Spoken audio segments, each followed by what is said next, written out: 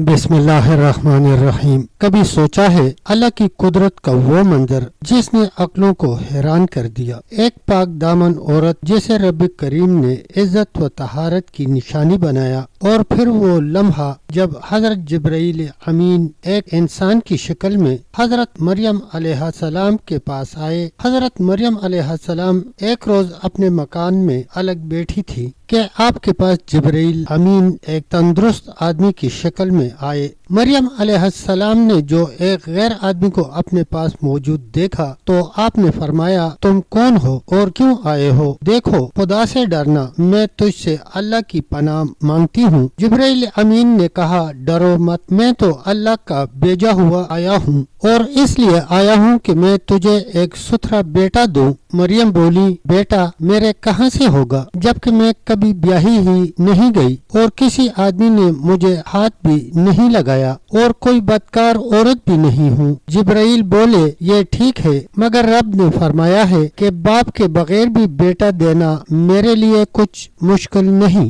اور یہ بات بھی مجھے آسان ہے، اور ہم چاہتے ہیں کہ تمہارے یہاں بغیر باپ کے بیٹا پیدا کر کے اپنی رحمت کا اور لوگوں کے لیے ایک نشانی کا مظاہرہ کریں، اور یہ کام ہو کر ہی رہے گا۔ حضرت مریم یہ بات سن کر مطمئن ہو گئیں۔ پھر جبرائیل امین نے ان کے گریبان میں ایک پھونک ماری تو مریم علیہ السلام اسی وقت حاملہ ہو گئیں۔ آپ کا بغیر شوہر کے حاملہ ہو جانا لوگوں کے لیے باعث تعجب ہوا۔ سب سے پہلے آپ کے حمل کا علم آپ کے چچا زاد بھائی یوسف نجار کو ہوا، جو بیت المقدس کا خادم تھا۔ وہ حضرت مریم کا زہد اور آپ کی عبادت اور مسجد سے غیر حاضری یاد کرتا، اور پھر آپ کا حاملہ ہو جانا دیکھتا تو حیران ہوتا کہ یہ کیا بات ہے۔ آخر ایک دن اس نے جرات کر کے مریم علیہ السلام سے پوچھ لیا اور بات اس طرح شروع کی کہ اے مریم، مجھے بتاؤ، کیا کبھی کھیتی بغیر تخم اور درخت بغیر بارش کے اور بچہ بغیر باپ کے پیدا ہو سکتا ہے؟ مریم علیہ السلام نے جواب دیا، کیا تجھے معلوم نہیں کہ اللہ تعالیٰ نے جو سب سے پہلے کھیتی پیدا کی وہ بغیر تخم کے ہی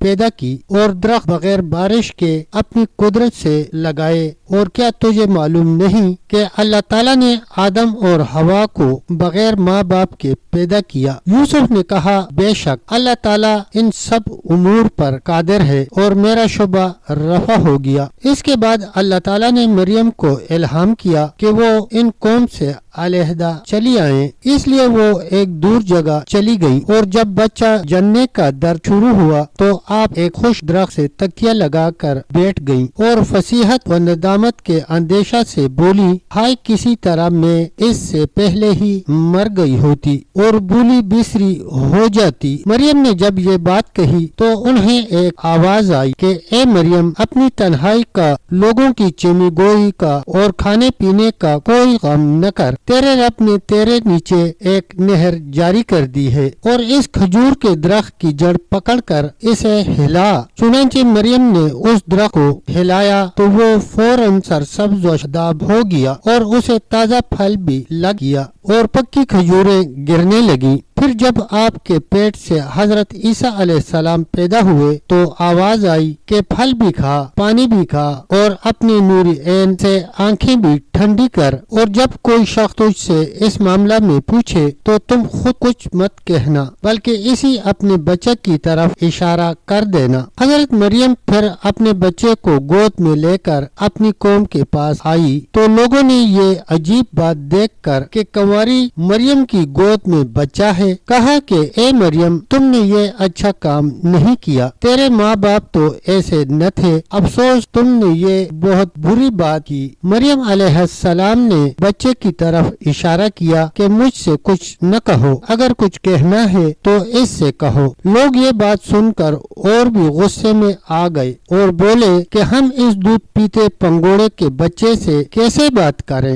حضرت عیسیٰ علیہ السلام نے دودھ پینا چھوڑ دیا اور اپنے بائیں ہاتھ پر ٹیک لگا کر قوم کی طرف مخاطب ہوئے اور فرمانے لگے، سنو، میں اللہ کا بندہ ہوں، اللہ نے مجھے کتاب دی ہے اور نبی بنایا ہے اور مبارک کیا ہے، چاہے میں کہیں بھی ہوں، اور اللہ نے مجھے نماز اور زکوٰۃ کی تاکید فرمائی ہے اور مجھے ماں کے ساتھ نیک سلوک کرنے والا بنایا اور بدبخت نہیں بنایا۔ حضرت عیسیٰ علیہ السلام کی اس شہادت سے وہ لوگ حیران اور خاموش ہو گئے۔ سبحان اللہ۔ حضرت مریم علیہ السلام نے صبر اور یقین کے ساتھ رب کے حکم کو قبول کیا، اور پھر دنیا نے دیکھا جب گہوارے میں بچہ بول اٹھا، میں اللہ کا بندہ ہوں۔ یہ واقعہ صرف کہانی نہیں بلکہ ایمان والوں کے لیے ایک پیغام ہے کہ اللہ ہر چیز پر قادر ہے۔ پیارے دوستو، اگر ویڈیو اچھی لگے تو ویڈیو کو لائک اور شیئر ضرور کریں، چینل کو سبسکرائب کریں